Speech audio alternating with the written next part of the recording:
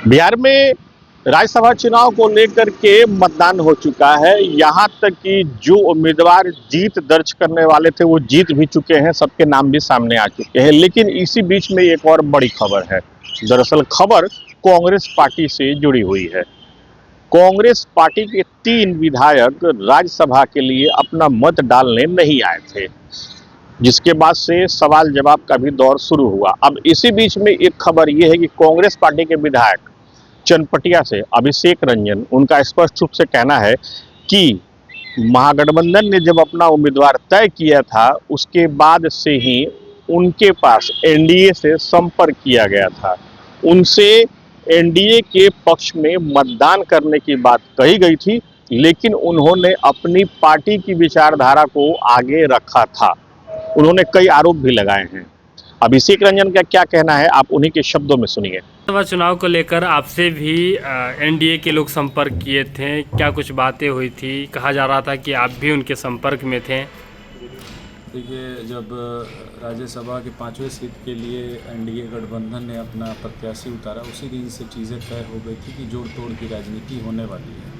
और बिना जोड़ तोड़ के, बिना विपक्ष के जो विधायक हैं, जो विपक्ष की भूमिका निभाते हैं, बिना उनके सहयोग के ये 5वीं सीट जीती नहीं जा सकती।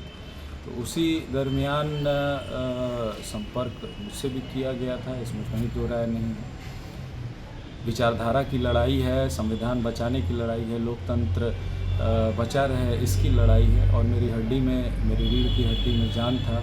मैं ईमान के साथ राजनीति करता हूं और मैं अपनी पार्टी के विचारधारा से जुड़ा हुआ व्यक्ति हूं। और पार्टी का जो निर्देश था कि महागठबंधन के प्रत्याशी को हमें अपना समर्थन देना है, अपना मत प्रदान करना है, तो मैंने पार्टी लाइन पे ही कायम रहते हुए अपना जो मत है वो राज्यसभा प्रत्याशी, जो महागठबंधन के प्रत्याशी थे एडी सिंह जी को, उन्हें अपना मत प्रदान किया। कहा जा रहा है कि आप जो विधायक 3 जो वोटिंग देने नहीं गए थे, उनका क्या नाम है कि जो प्रदेश अध्यक्ष हैं राजेश राम, उन्होंने मना किया था कि वोटिंग नहीं करना है। इस तरह की बातें थी क्या? देखिए, ऐसा तो मुझे नहीं लगता कि प्रदेश अध्यक्ष जैसे जिम्मेदार पद पे रहने वाले व्यक्ति ने ऐसा कहा होगा।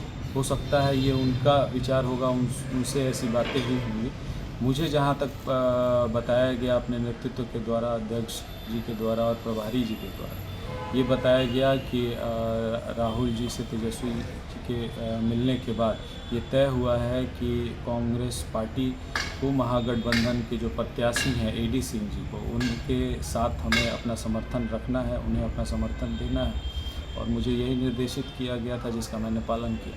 क्या लग रहा है कि आप भी पार्टी बदलेंगे या इसी पार्टी में रहकर अपना पूरा कार्यकाल पूरा करेंगे? देखिए, मैं यूथ कांग्रेस के एक सबसे छोटे पद विधानसभा अध्यक्ष से 2013 में मैंने अपनी राजनीति की शुरुआत की। और मैं किसी नेता का पुत्र नहीं हूँ।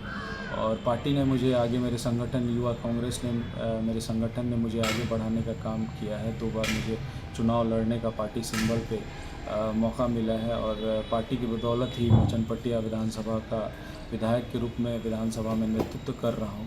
और मैं लगातार पार्टी की विचारधारा से सहमत हूं। और हम विपक्ष के जो भी विधायक हैं उनके ऊपर ही बिहार में विपक्ष की भूमिका अदा करने की बहुत बड़ी जिम्मेदारी है। तो मैं लगातार पार्टी के साथ जुड़ा हुआ हूं और पार्टी के साथ ही जुड़ा रहूँगा। तो आपने सुना अभिषेक रंजन किस तरीके से आरोप लगा रहे हैं कि उनसे भी संपर्क किया गया था, लेकिन उन्होंने अपनी विचारधारा यानी पार्टी की विचारधारा को आगे रखा। दरअसल कांग्रेस पार्टी के 3 विधायक राज्यसभा चुनाव के लिए नहीं आए थे। उन्होंने अपने मत का अधिकार का प्रयोग नहीं किया था, जिसके कारण महागठबंधन के उम्मीदवार को सफलता नहीं मिली थी और एनडीए के उम्मीदवार ने जीत दर्ज की थी। अब अभिषेक रंजन के इस बयान के बाद से राज्य में नया सियासी बखेड़ा सामने आ गया है। अभिषेक रंजन चनपटिया से कांग्रेस पार्टी के विधायक हैं। वो पूर्व में यूथ कांग्रेस में भी रह चुके हैं। अभिषेक रंजन के इस बयान के बाद से राज्य में राजनीतिक अटकलबाजियों का दौर फिर से शुरू हो गया है। Sujit Kumar, TV 9 digital, Patna.